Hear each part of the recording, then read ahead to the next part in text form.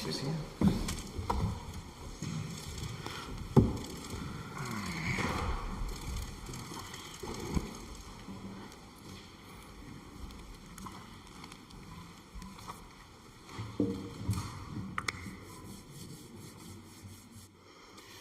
Ladies and gentlemen, excellencies and dignitaries, delegation members, friends, a very good morning and a warm welcome to all of you. My name is Jamila Anzi, this year's Dutch Women's Representative at the United Nations and your moderator for this special event where security takes central stage. A special welcome for our dream team of speakers today. Thank you so much for honoring us with your presence. His Excellency United Nations Secretary General Mr. Guterres,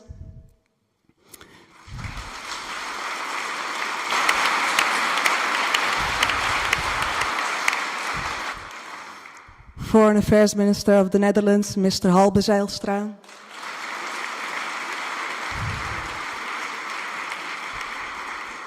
Minister for Foreign Trade and Development, Ms. Sigrid Kaag,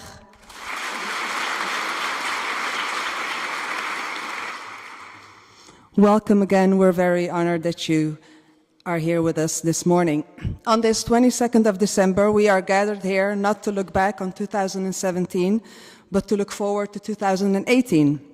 And looking forward is always an exciting process, but for the Kingdom of the Netherlands, even more exciting as we get to add a new level of contribution to peace and security worldwide by becoming a member of the United Nations Security Council in 2018.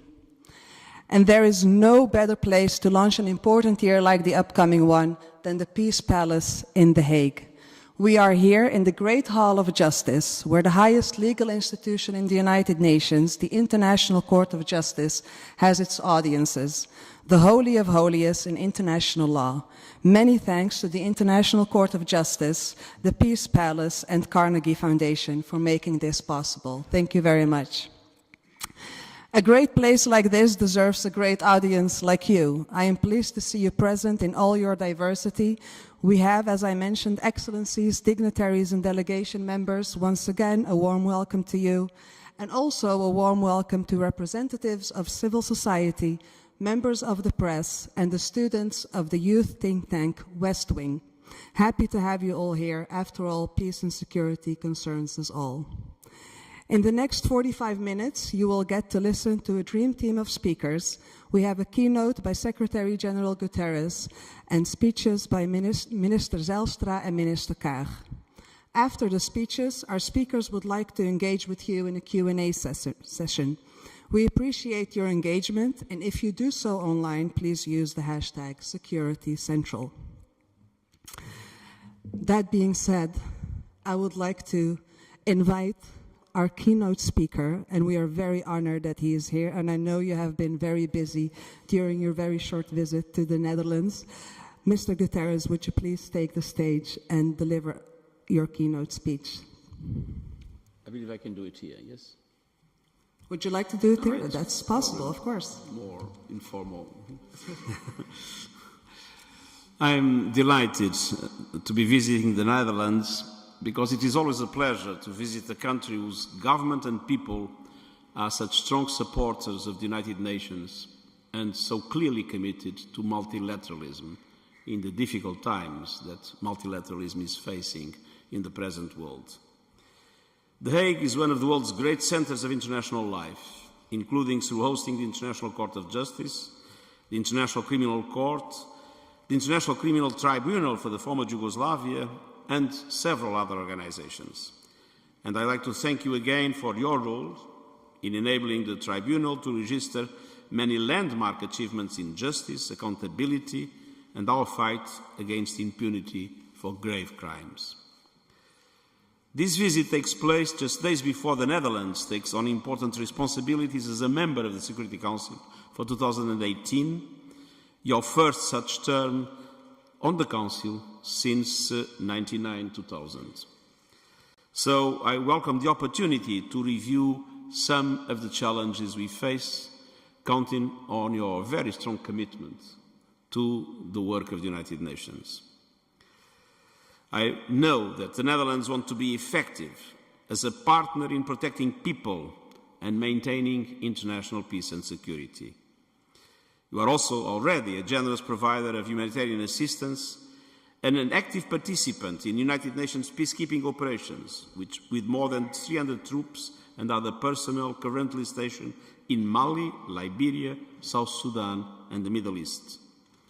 And you are a strong believer in gender equality and the empowerment of women and young people.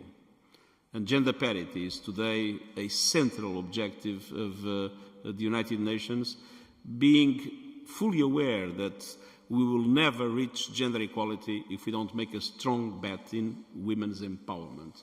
And parity in international organizations is a key tool for women's empowerment. And you are deeply engaged in development cooperation, in including as a key voice in shaping the landmark 2030 Agenda for Sustainable Development. I welcome the Dutch Stg Charter, by which the Netherlands is mobilizing a network of cooperation in support of the Sustainable Development Goals.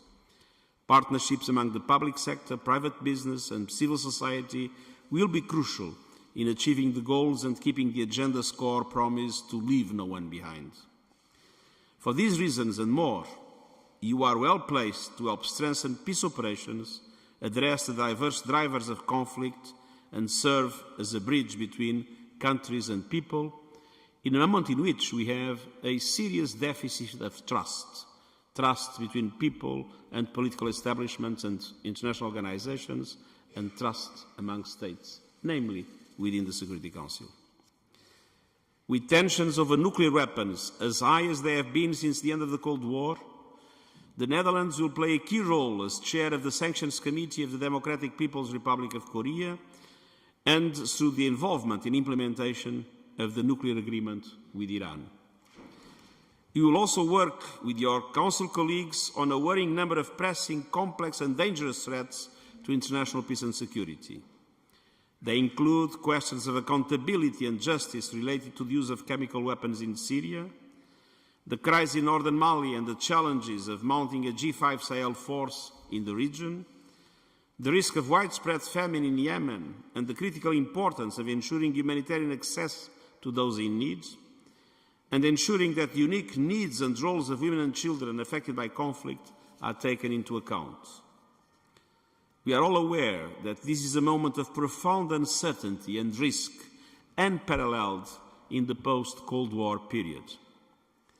Beyond the nuclear question, other threats to international peace and security are evolving rapidly and are increasingly transnational and interlinked. Climate change is moving faster than we are. Water scarcity is a growing concern, and His Majesty the King has played a very important role in relation to mobilizing the international community on addressing the water problems. Inequality is rising. Cybersecurity dangers are escalating as some of the same advances in technology that have generated so many gains have also made it easier for extremists to communicate, broadcast distorted narratives of grievance, recruit followers, and exploit people. The misuse of digital surveillance poses serious challenges to the free exercise of democratic rights and processes.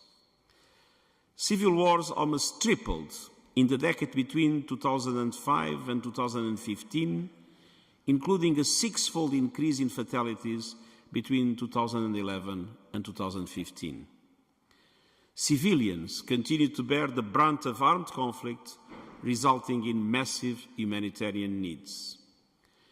Today's conflicts are increasingly exacerbated by transnational factors such as drug smuggling and human trafficking, and provide a source of income for armed groups. And we have also seen a rise in the internationalization and regionalization of conflicts, as in Syria, Libya and Yemen.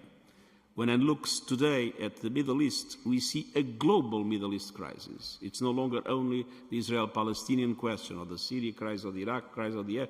All these things are interlinked, both sides of the Gulf in a very complex situation of conflict, and a widespread threat moving from the Mediterranean to the Indian Ocean, and in ways that are totally unpredictable in relation to the near future. We don't know where the next crisis will emerge, how serious it will be, and how able we'll be able to face it. Europe itself is home to a number of unresolved protracted conflicts and faces threats such as violent extremism and human trafficking linked to conflict dynamics beyond its borders.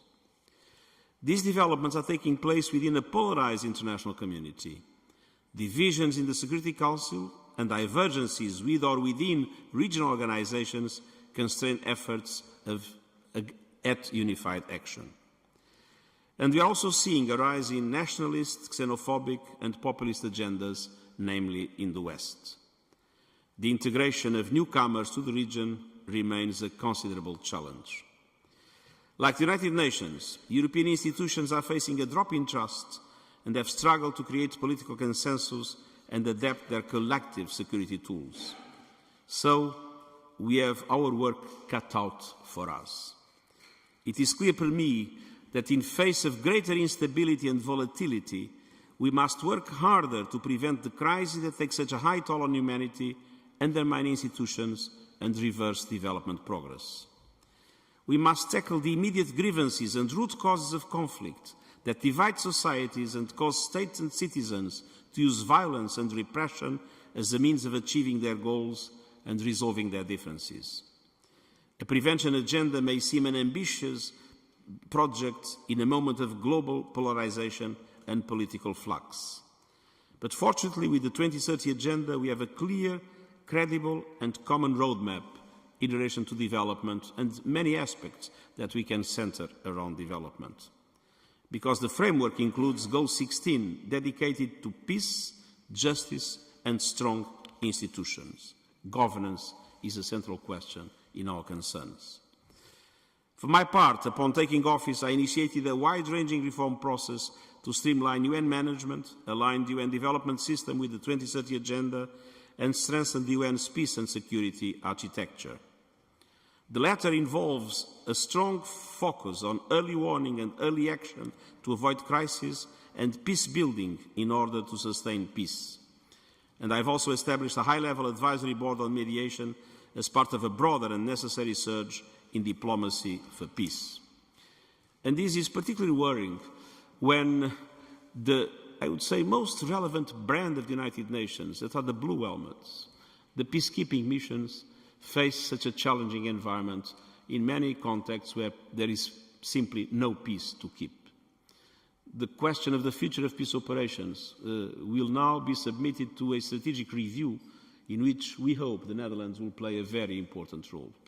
And we are extremely grateful for your continued commitment to peacekeeping, even in the very difficult situations where peacekeeping takes place. The presence of the Netherlands forces in Kidal is the demonstration of that fact. This is something that must be in the centre of our discussions in the Security Council during the next year, and we count a lot on the Netherlands to help us do the necessary strategic reviews and reforms. The magnitude, the complexity of global challenges are too immense for any country or organisation to tackle alone. We need to do more to devise joint strategies and to draw on our comparative advantages. The United Nations is strongly committed to deepening our partnership with key regional partners like the European Union and the Organisation for Security and Cooperation in Europe. At the same time, and in relation to peace operations, our cooperation with the African Union is a key strategic objective that we are already fully implementing in the context of the enhanced platform of cooperation between the two organizations. Together, we must spread a common message of tolerance and present an alternative vision to the xenophobic agendas and full conflict and animosity in the region and around the world. Prevention is urgent, and I look forward to hearing your thoughts on how together we can spread the message and the practice of peace. I wish the Netherlands every success during the important year ahead, including during our presidency of the Security Council in March. I believe this will be a very important moment for us to move ahead in some of the most difficult dossiers that we have been trying to tackle in the recent past. Thank you very much and good luck.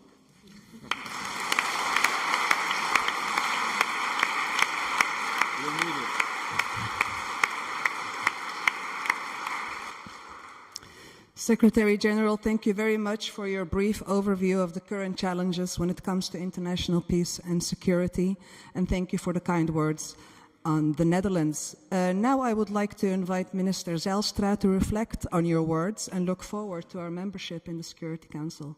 Minister Zijlstra.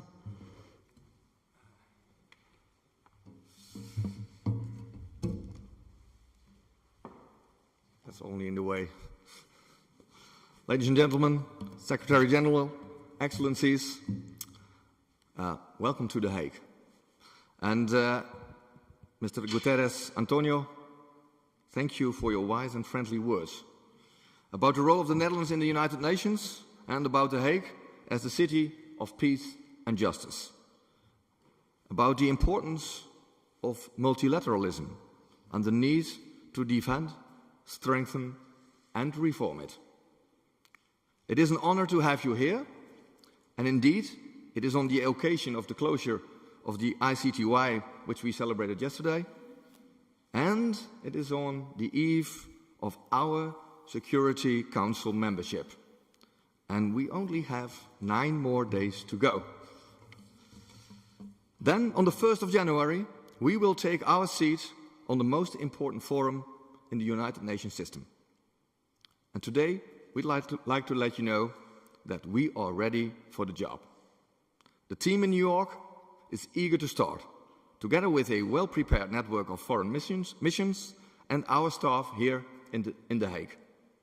And our commitment, let me assure you, will be a comprehensive one, combining foreign affairs, development cooperation, and also defense.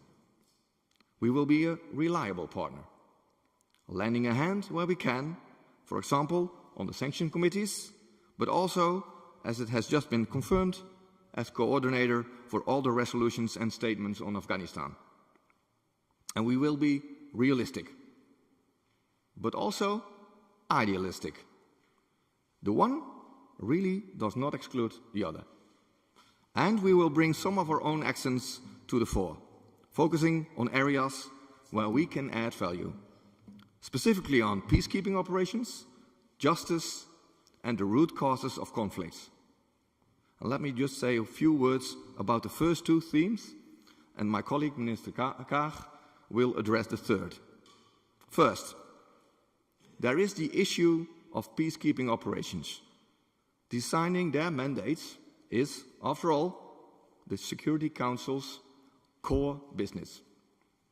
And here, our recent experience as a troop contributor in MINUSMA, to which you just referred, reconfirmed 2 important lessons. Firstly, one-size-fits-all solutions do not exist. Mandates must be specifically tailored for the situation at hand.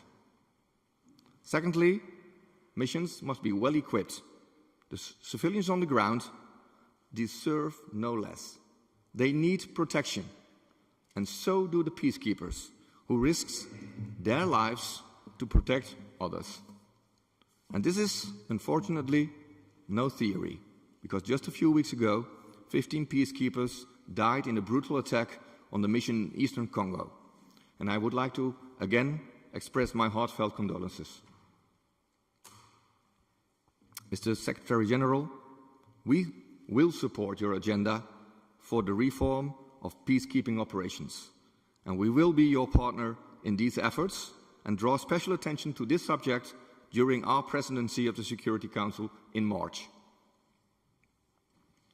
The second theme we would like to spotlight is justice. And thank you, António, for underlining its importance in your speech, because there can simply be no peace without justice. And it is, I think, very fitting to mention it here, in this grand hall of the International Court of Justice. Of course, we know, we learned that yesterday, that sometimes justice, it will take patience. Justice has to be patient. But this doesn't mean that we have to be passive, because evidence can be gathered, investigations can be commissioned, cases can be built, even when the conflict rages on. And this is what has been done in the case of the former Yugoslavia, and for Syria, Iraq, and most recently in the case of Yemen. The Security Council discusses these situations on a regular basis. As member of the Security Council, we will argue that the fight against impunity should never be an afterthought, but an integral part of durable peace. Ladies and gentlemen, Mr. Secretary General, of course, we realize that the bulk of our work on the Security Council will be driven by events as they arise. And that said, we will make the most of our kingdom's strength, of course, within the scope available. And that includes adequate attention also for the root causes of conflicts, including the effects of climate change, and my colleague, Minister Kaag, will say more about this issue. And in closing, let me once again thank you, Mr. Secretary General, for your presence here and assure you that we are looking forward to continue working with you in the new year 2018 and beyond. Thank you.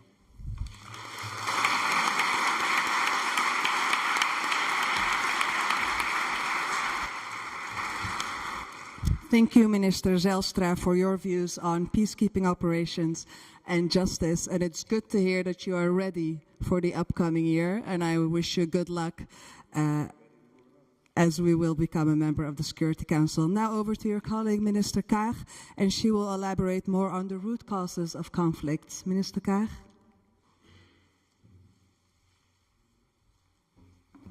Secretary General, Mr. Guterres, I learned after I left the UN. Excellencies, ladies and gentlemen, colleague Halbe. The defining threat of our times. This is how Secretary General Guterres recently characterized the phenomenon of climate change, and I could not agree more. On the evening news, or iPhones, we'll be confronted with the devastating reports of human suffering, destruction of entire cities in one sweep, historically high numbers of people forever on the move, fleeing conflict, hunger, or natural disasters. The impact of climate change is the constant theme in this regard. There is no denying.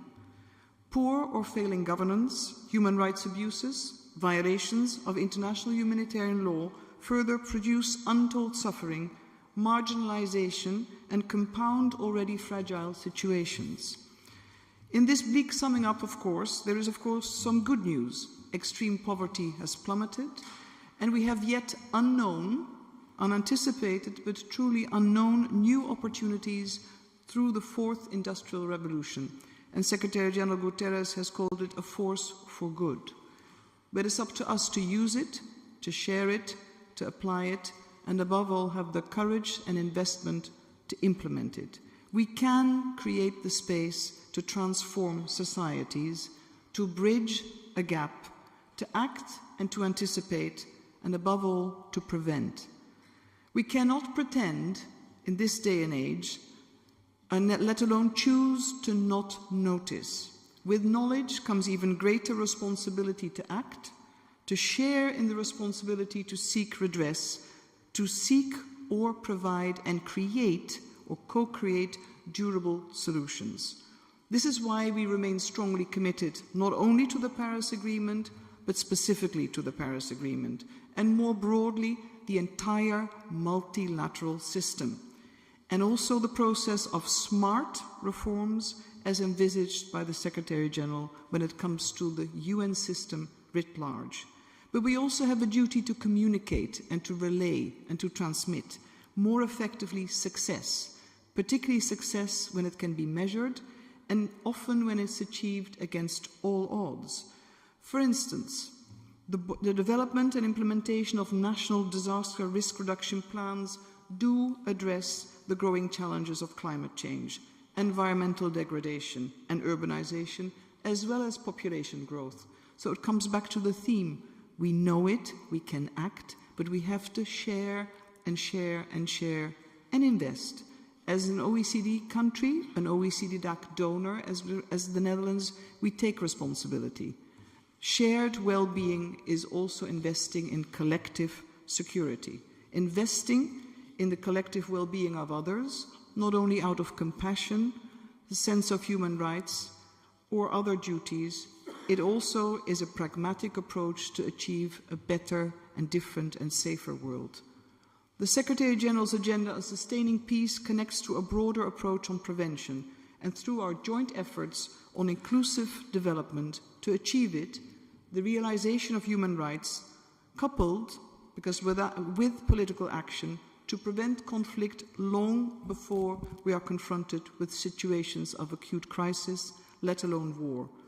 And I'd like to pay a special tribute also to my former colleague Lilian Ploemen, because gender equality, equity, and as the Secretary General has said, gender parity is one of the critical keys. Women are not a sector. We are 50% of the world's population. And the Netherlands took the bold stance to establish She Decides. These are moments of political will, as a practical example, and of change. She Decides is about gender rights for women. Critically important, and another practical voice, but very important, across the globe to strengthen the system when it's most imperiled. My point is, we all have a choice and opportunity, and I'm delighted to succeed Lilian on many of these issues where they matter, because women and children pay the price also of climate change. Their marginalization is not to be accepted, let alone tolerated. This comes to my last point, political will. We have the means. As the Netherlands, we are privileged, and we will exercise this privilege with care, due diligence, caution, but of course also risk embracing, because political will is to embrace risk. It's also part of responsible membership of the Security Council. And as a former envoy, and I acknowledge Robert Serry as well, of the United Nations, I know the immeasurable impact and potential of the Security Council when it chooses to speak with one voice, and when it chooses, the member states on the Council choose to exercise unity of purpose. The envoys are supported. They can act in the field where it matters. So the Partnership for Peace, Justice and Development enables the system, through the Council, the members of the Council, to work. And I know the Netherlands, we will make use of the entire spectrum of instruments. Sustaining peace requires investing in sustainable development. It requires responding to the impact of climate change, to mitigate as well as to adapt, and above all, to anticipate, to prevent. Thank you very much, Mr. Secretary General. Halbe.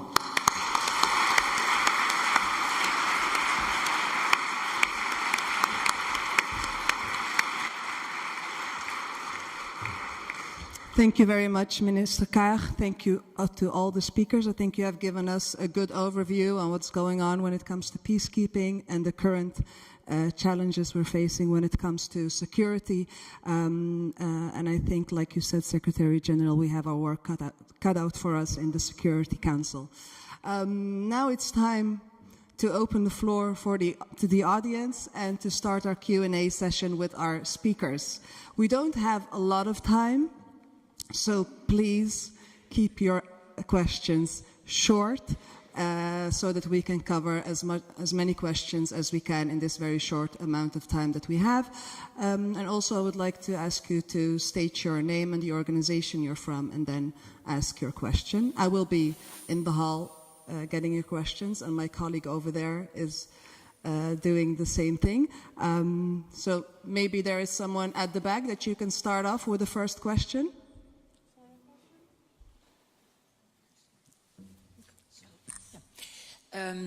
Good afternoon. I'm Simone Filippini. I'm the director of the Netherlands Institute for Multi-Party Democracy. I would like to ask you, Ms. Secretary General, but also our ministers, so how can we work to improve world governance? Because basically paperwork is very patient. That also goes for the UN Security Council. So how to get those leaders to walk their talk? How to improve the governance mechanisms and their personal leadership? Would you like to answer now, or shall we collect a couple of questions for the speakers. Let's collect a couple You run the show. Let's collect a couple of questions then before you answer. I have one over here. Thank you very much. My name is Lammert Veraan. I'm a member of parliament for the Party of the Animals. A question to Mr. Guterres. You already achieved one miracle because our State Secretary used to be a hardline neoliberal and now is a smooth diplomat. So that's already the first achievement. Congratulations on that one. So you said the inequality is rising and climate change is one of the biggest problems. Could you please reflect on two things? The way we live here in the Netherlands. Now, I understand you're a guest, so you must be polite, and you no doubt will be. But the way we are living is causing destructions elsewhere. So could you reflect on what we, as a citizen, should change? And second of all, the instrument of the legal part. Would ecocide law help in preventing and fight climate change? So it's two questions. The way we live here in the Netherlands. And the second question in the instruments, the legal instruments, is ecocide law, which makes it punishable of the greater destruction of ecosystems. It's the fifth crime against humanity, could be the fifth crime against humanity. Would that help in the fight for climate change? Thank you very much. Let's do another member of parliament, as she has already been mentioned, Liliane Ploemen. Thank you very much. Very nice to see you, Secretary General. My question is to you, because I do have a lot of debates with Halbe and Sigrid. I was very interested to read your report to the Security Council on women and conflict. And in that report, you suggest that the Security Council could look into a thematic sanction regime on violence against women, human trafficking. And I was interested to hear from you where you see the added value of that regime. One more from the back. We have one over there, yes? Last one for this round. Oh, sorry. Evita Rosenberg from the youth think tank, the West Wing. We have a question regarding youth participation, and we were very interested to hear what the impact could be of the youth, the Dutch youth, on the Security Council and its resolutions, mandates, debates. Thank you. Thank you very much for your questions. Secretary General, are you ready? Or do you want Minister Zijlstra to comment first on him being a smooth diplomat? Well, thank you very much. I think we would need a huge session to discuss all these issues properly, but starting by the first question, how to convince the leaders to bet on multilateralism. It's not easy. First, we need to probably start convincing public opinions that global problems can only be solved with global solutions. And the truth is that when one looks, and this is probably a simplistic interpretation, but when one looks at the combined impact of the globalization and the technological progress, there were indeed extraordinary benefits in global wealth, in global trade, in the reduction of absolute poverty, in improving in living conditions for the majority of the population. But indeed, there was a number of people that was left behind, a number of regions or a number of sectors that were left behind, and we've seen in the rust belts of this world how this has contributed to increase the level and the increase of inequalities, or this has all contributed to increase the level of mistrust between public opinions and political establishments, and between public opinions and international organizations. And so I think that the most important thing that we can do in an organization like the UN is to reform the UN, to be able to prove to people that we are there to serve the people, and that international organizations are not a bureaucracy to discuss endlessly problems without solution, but they are instruments to address the challenges, the needs and the aspirations of the people themselves. So it's by doing better our own work that I think we can help make public opinions, force leaders to understand that only a multilateral approach is able to address the challenges of today's world. It's not it's not only to blame leaders because they do this or that. I think we need to recognize our own flaws, and we need to be able to do everything possible for the people to understand that this easy propaganda that tries to make people looking more and more inwards and try to find solutions at national level with a nationalistic approach lead to nowhere. But we need to make the proof that we are right, and for that we need to do better and to do more and to reform ourselves. Now,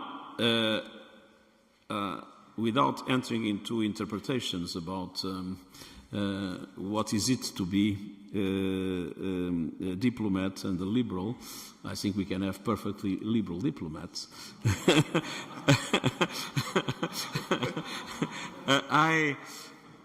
First, it is clear that in relation to climate change, and I believe that the first question was very much related to climate change and how the developed world needs to act, it is clear for me that climate change is running faster than us.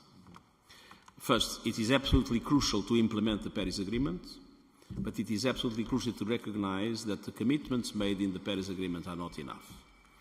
And the developed world has here two very important things to do. One is to be tougher on mitigation in relation to their own economies and their own societies. And second is to make sure that the financial commitments that were made, namely in relation to the 100,000 billion after 2020, to support mitigation and adaptation in the developing world are fully met. And on the other hand, that we also do everything to mobilize innovative forms of financing and leverage resources and bring the private sector on board to really support the developing world on that. Then there is a difficult question that is always in the discussions. I'm not going to enter in that discussion today, which is damages and compensations, and this is an area that is very complex, but it's on the table, and it is always a difficult issue in the relations between the developed and the developing world. Now, I don't know if I understood well your question about the legal instruments. I have to say that I am worried with what I'm witnessing. I'm worried with what I'm witnessing. I'm seeing national sovereignty gaining ground in relation to the human rights agenda. I'm seeing more and more difficult for international humanitarian law to be respected, and more difficult for us to force actors in conflict to respect international humanitarian law or to punish those that... I see the difficulties of the International Criminal Court and the fact that the Security Council seems to be unable to invoke the International Criminal Court in relation to clear behaviours that entirely would justify the intervention of the court. So we are in a difficult moment, and we need to reverse this trend. We need to make sure that we are able to make people understand that national sovereignty, that is a key instrument in international relations, need to be understood as a tool for states to do better for their own citizens, and not as a tool for states to have impunity in the oppression of their own citizens. But we are not there, and we have a number of very serious difficulties on these. In relation to women, we are, let's be frank, it's very difficult now to have sanctions approved in the Security Council. Very difficult, because of the divisions that exist. In my opinion, if there is something that justifies sanctions, are the horrible violations that are taking place of human rights in relation to women and children, and in particular in relation to women. We are seeing violence against women, we are seeing the most horrible crimes, sometimes an instrument of war, sometimes a consequence of war. And I believe that one of the central aspects that the lessons of the International Criminal Court for the ex-Yugoslavia reveals is that in some circumstances rape was used as an instrument of war. So it is clear for me that this is an area where Security Council and all other institutions should be very much active, and indeed an area where not only sanctions but also criminal procedures should be also effective. The youth. I think that there is a central problem in the relations between institutions like the UN and the youth. First, there is a question of language and communication. I think that most of the things we do and most of the ways we communicate and the tools of communication we use do not correspond to what is today the way the youth communicates in the digital era. And we have there a gap that is important. But we cannot see things as a one-way direction, which means, okay, if we communicate better with youth, we solve the problem. Now, there is also a problem of youth empowerment and the capacity to have youth having a role to play in the way international institutions work, strategies are defined, decisions are taken. And these, we are very far from it. I consider that one of the central problems in today's world has to do, for instance, with youth unemployment, many other aspects. But youth unemployment is a terrible problem for the young people themselves, is an handicap for the development of countries, and in some areas of the world is a serious aspect related to global security because of the easiness with which radicalization can take place in the context of discrimination and deprivation that young people suffer. Now, when we were discussing what to do, the first suggestion I received from some people within the UN was, let's have a global summit on youth with heads of state and government from all the world talking about youth. That's exactly what we do not need. We do not need a bunch of old people talking about what the problems of youth. We need to create mechanisms allowing for I am in my political formation. A central contribution was given by a German philosopher, Habermas, and Habermas has many important contributions. But one of them was to say that in the essence of a modern democracy is the permanent flow of intercommunication between civil society and political society, and the way that flow of intercommunication has an impact on decisions, and not only when elections take place, but on the political decisions along the way. Now, this interflow of communication does not exist at the present moment between the young constituency and international organizations like the UN. And we need to make it happen, both from the point of view of the flow of communication, but also from the point of view, Habermas underlined, of the influence of that communication in the way decisions are made. This is an area where we have a lot to learn. We have launched the process, trying to involve a number of people in looking into mechanisms with the technologies that are available, but also with the political will to give youth a voice. And that is absolutely crucial in today's world, where we feel that youth is not only the old jargon of the future of the world. No, youth is largely, if you look at demography around the world, youth is largely the population of today. And vital, namely in the developing world, a central element of the population of today. Thank you so much for your answers to these questions, and I'm very happy that you're a champion of gender equality. And I've been to the UN a couple of times this year, and I've met a lot of youth representatives, like the ones we have here in the Netherlands, and they're filled with energy, and they are ready to do much, much more. We are running out of time. I wish we could do a second round of questions, but our guests do have other obligations. I would like to ask Minister Zijlstra or Minister Kaag if they have something to add to the answers of the Secretary General. I think they were very clear. He was very clear. Then, without further ado, because we do have to have an official launching moment of our membership of the Security Council, and I would like to give you the floor, Minister Zijlstra. Yes. I'm supposed to hand something over, but I'm looking desperately to where it is. Minister Kaag. Where's the nameplate? I'm not hiding it. No. There it is. Yeah. Looking for something. Here it is. Shall we do it on this small part of the stage? Because I think the photographers are more happy to do it over. Would you like to have the microphone? Shall we do it over here?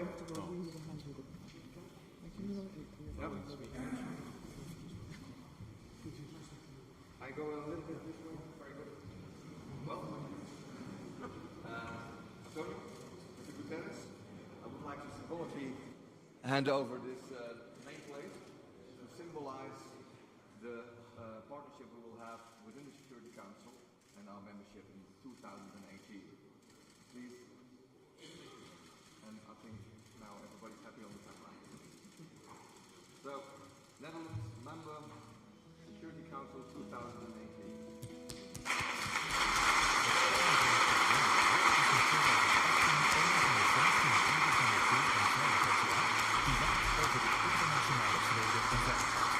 Dat is in ons directe belang, want vrede en stabiliteit elders komt ook Nederland ten goede. Als lid van de Veiligheidsraad kan Nederland invloed uitoefenen op de internationale politieke agenda en helpen bij het voorkomen en oplossen van conflicten. Tijdens ons lidmaatschap vragen wij extra aandacht voor de bescherming van burgers, voorkomen van conflicten en gerechtigheid. Thank you very much, Minister Kaag, Minister Zijlstra and Secretary General Guterres. I would like to ask the audience to please stay seated as our guests will leave this hall for their next obligation. Zoals water of voedselschaarste of klimaatverandering tijdig onderkend en aanpakt. Nederland heeft once again, thank you very much.